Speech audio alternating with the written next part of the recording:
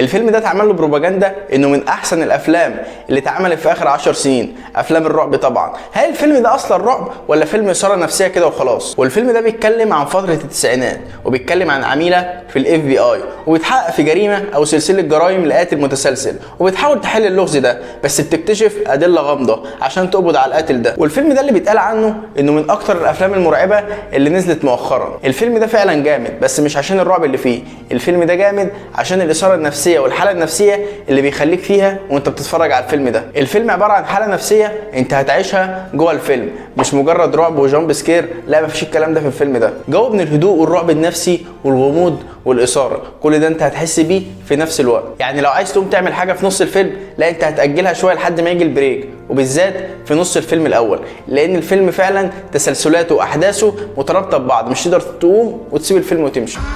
Over the past 30 years, and all in the sign of one word: long legs. He'll kill and kill again. You could have been nice with me.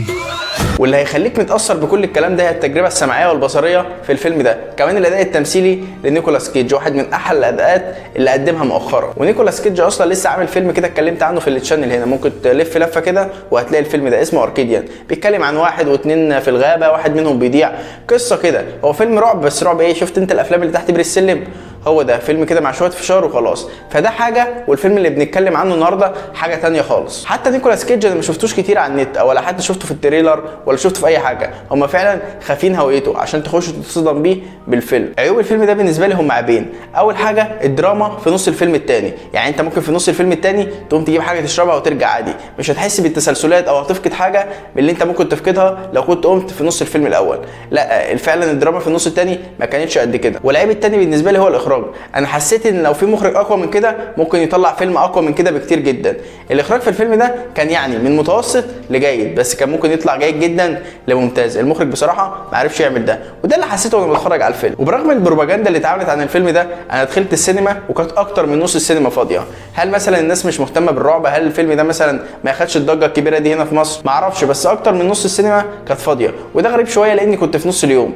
ما اعرفش بقى اللي حصل، بس لا الفيلم ده يستاهل انك تروح تشوفه عشان بس التجربه البصريه والسمعيه للفيلم ده. وبرده بالنسبه للنهايه، حاسس ان احنا كنا محتاجين اكتر، محتاجين توضيحات اكتر، محتاجين نفهم شويه.